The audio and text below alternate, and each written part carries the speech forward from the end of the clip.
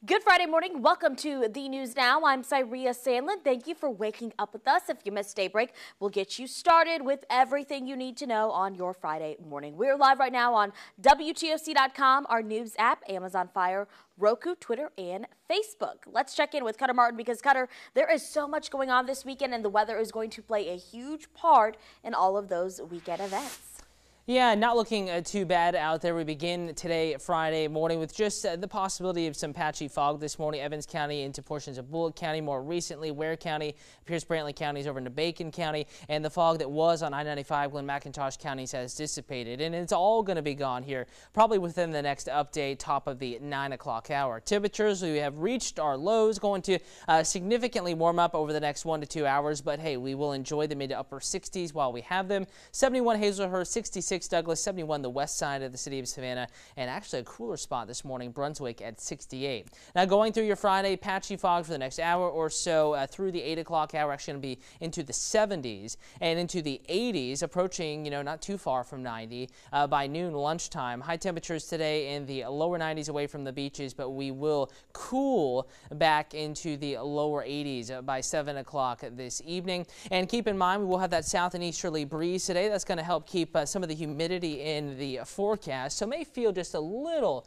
bit warmer than it actually is out there. And I want to jump over now showing you the extended outlook here. Rain chances very low for the weekend plans, minor if any impacts today. Tomorrow going to keep that forecast mostly dry. Picnic in the park though Sunday, isolated to widely scattered showers, primarily afternoon focused, diminishing through the evening hours, but we'll be watching that potential for you. And then a greater shot at rain and a greater chance some plans could be impacted here beginning Monday. Going through the middle of the week, we're watching an area of storminess in the Caribbean, moving into the Gulf late in the weekend, early next week.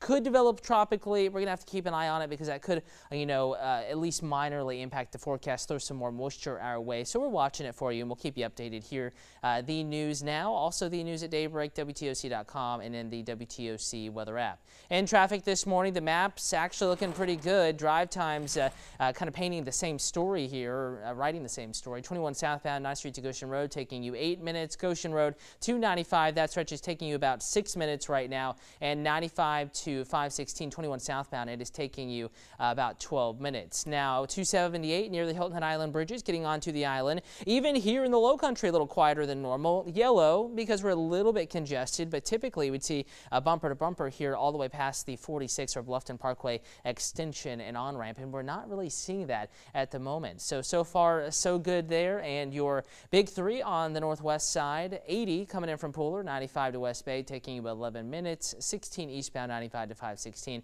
only taking you 6 minutes.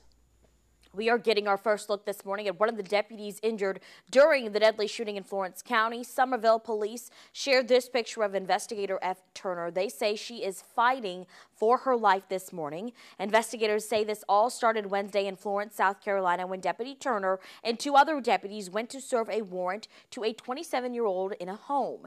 Investigators say that's when the suspect, now identified as 74-year-old Fred Hopkins, opened fire. 4 Florence City police officers were shot, including Sergeant Terrence Caraway, who later died. And Sergeant Caraway's death was the first line of duty death for the Florence, South Carolina Police Department in nearly 30 years. He will be laid to rest on Monday in a service. More than 700 people came out last night to mourn at a vigil at a local church. The ceremony began with a moment of silence as 2 officers carried a blue candle to the front of the church. The police department says Sergeant Caraway was just a couple of weeks away from celebrating 31 years with the department. The FBI investigation into Supreme Court nominee Brett Kavanaugh is now complete. The first round of voting for his Supreme Court nomination could begin today. He could be confirmed to the Supreme Court as early as tomorrow if enough senators vote yes.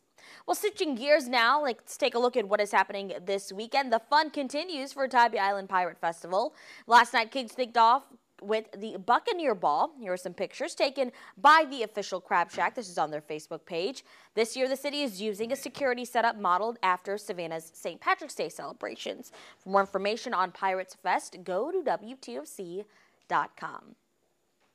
And let's take a live look from our WTOC Riverfront Skycam. Historic River Street right now, you see those white tents. And starting this afternoon, you can enjoy plenty of German food and fun. The Savannah Waterfront Association's 35th Annual Oktoberfest on River Street begins at 4. Chefs will be serving delicious German foods and other inspired creations. There will be live music on 2 stages, and of course, the Wiener Dog race is always so much fun. Oktoberfest continues through Sunday. And it's homecoming time in Statesboro. Georgia Southern's homecoming parade is today. The route is ready to be filled with floats, crazy cars, and spirit-filled characters. Festivities continue at Sweetheart Circle with games and food. The parade begins at 4. The celebration follows at 5, and Sweetheart Circle will be closed to traffic, and parking will not be available on the circle or in Lot 42 after noon. This is pretty cool. Georgia Southern and Leopold's Ice Cream have partnered to create True Blue Ice Cream, which will make its official debut at tomorrow's homecoming game at Paulson Stadium.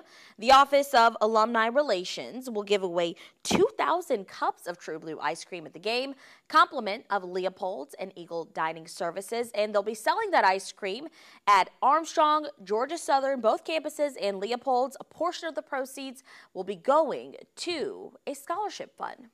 And staying in the spirit of homecoming, the Abby DeLoach Foundation is sponsoring the True Blue 5K run hosted by Georgia Southern. It will be a day for reuniting, food, football, and fun. The foundation will host a tailgate after the run for each participant. Packet pickup is today from 4 to 8 p.m. or tomorrow from 6:30 to 7:30. That race starts at 8 in the morning at Georgia Southern Rack. A kiddie run follows at 8:45. And on Saturday, thousands of people are expected to take over Forsyth Park for the annual Buddy Walk. The Low Country Down Syndrome hosts this 1-mile fundraising event to raise awareness and fund local programs that benefit people with Down syndrome. The walk begins at 10. The Family Fun Festival is immediately afterwards with all kinds of activities such as face painting, bouncy houses, games, and much more. And, of course, on Sunday, the big event, the Savannah Philharmonic Picnic in the Park.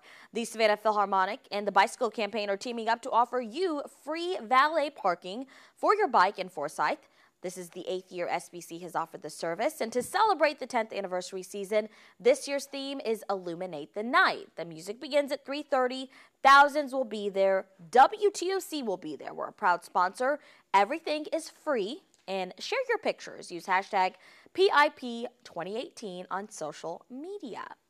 Well, we really are looking forward to Picnic in the Park, so I want to know, are you coming? Leave us a comment, and we hope to see you there. We have a big WTOC tent. We can't be missed. So don't forget, we'll be back in a couple of hours with another update. Join us at 10 a.m.